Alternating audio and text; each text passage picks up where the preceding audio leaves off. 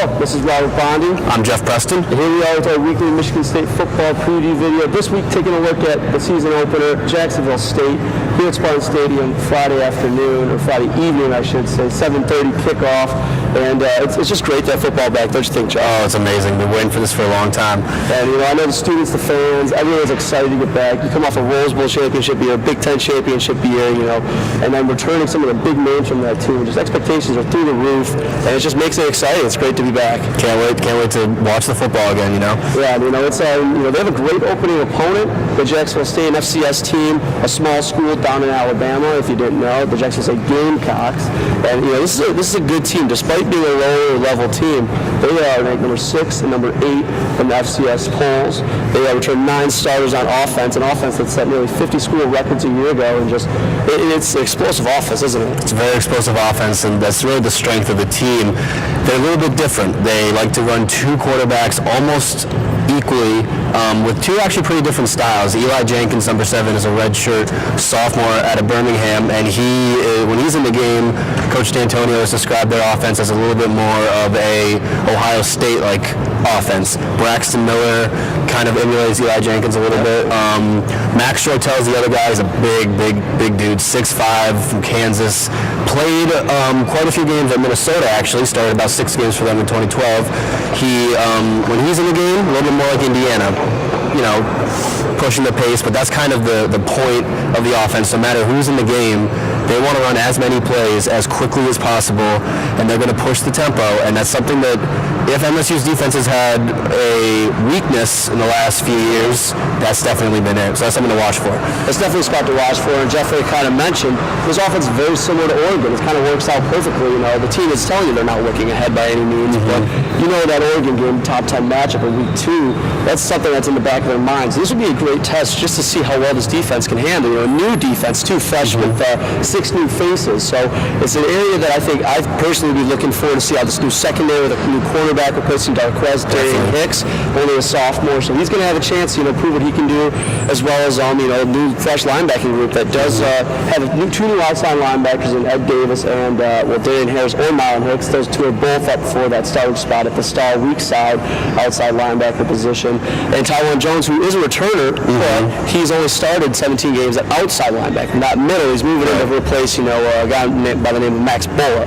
So that's a that's a tough person to have to replace. So that's going to be another key area, just to see if this defense can live up on Jacksonville State. Because if they struggle against Jacksonville State, that week 2 matchup on Oregon is going to be really tough, to say the least. Definitely. So that's definitely an area. But on the other side of the ball, the offense is another area to look at for Michigan State. Connor Cook had a great great sophomore year. It felt like a freshman year. It was his first year starting. But he came out of nowhere, didn't he? He did, but that kind of brings with it a little bit of beginner's luck that could have played into the equation. I mean, it's definitely something to look at. Connor Cook, you kind of think that he would have asserted himself a little bit more as a leader, not picked a captain, a little bit puzzling, but, you can speculate as to why that happened, but we won't. I'm curious to see if MSU sticks with trying to find their identity on the ground a little bit. Yeah. Jeremy Langford, they've got other running backs in Nick Hill, who seems to have kind of separated himself. As the number 2 guy. Yeah, and so, or are they going to put more faith in Connor Cook and really open it up? I think one thing that I noticed about MSU is that there was balance there last year on offense. There finally was. Yeah, it was the year before when they struggled with Maxwell quarterback. There was no balance. Le'Veon Bell was the offense.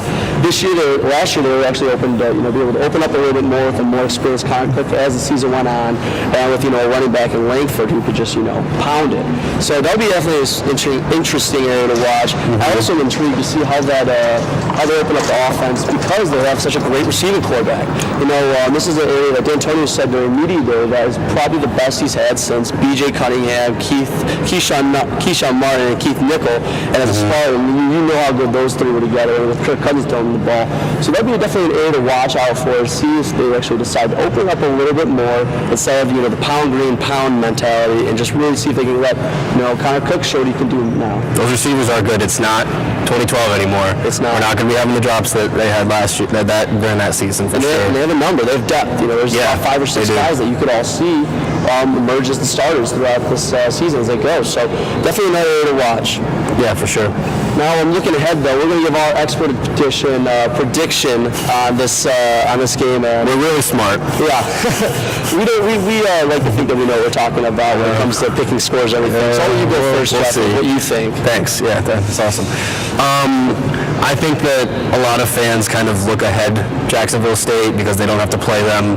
This is a very good FCS team.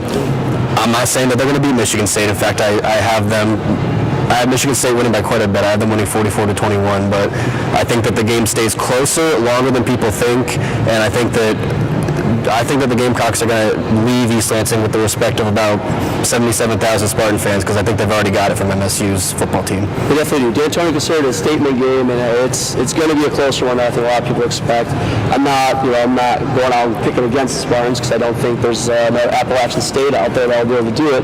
But I'm with you, Geoff. I think it's going to be 41-20 is what I'm predicting. I think it's going to be close, and I think for the whole first half, it's going to be a little bit back and forth as this Michigan State defense gets used to the fresh faces and used to this new high up-tempo offense.